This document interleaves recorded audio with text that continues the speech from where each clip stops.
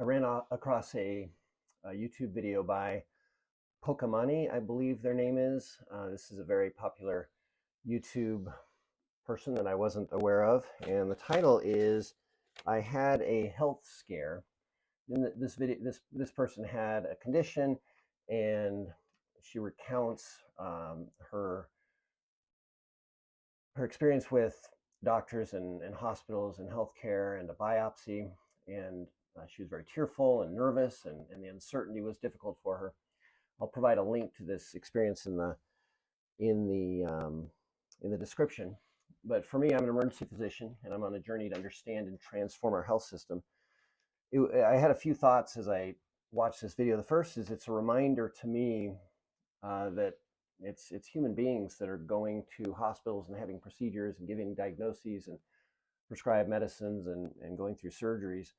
These are people with feelings and relationships and hopes and dreams, and you and me and our neighbors and our children and our grandparents. And that's a good reminder for me as an emergency physician, because I take care of people in the ER, and it can, frankly, at times we can become desensitized a little bit to the emotional impact and the importance of what goes on.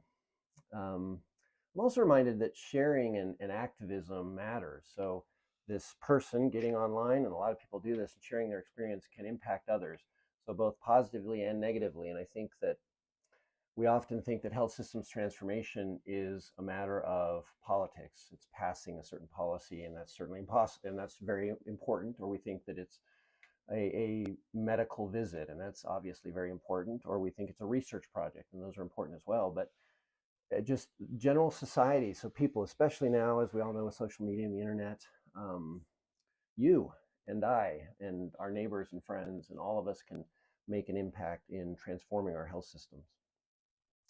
I do think that in order for the public, society, and people on social media in general to have a more significant impact, at least two things need to happen. So one is we all need to understand better and communicate better how we know what we know in science and medicine.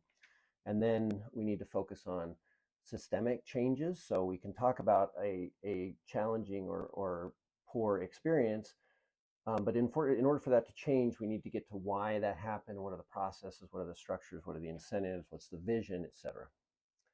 I do have some concern about people just getting on the internet and sharing their experiences. One is misinformation, and then the other is things can get exaggerated and sensationalized, and so a pendulum can swing from one extreme to the other without adequately addressing the complexity and nuance of medical information online.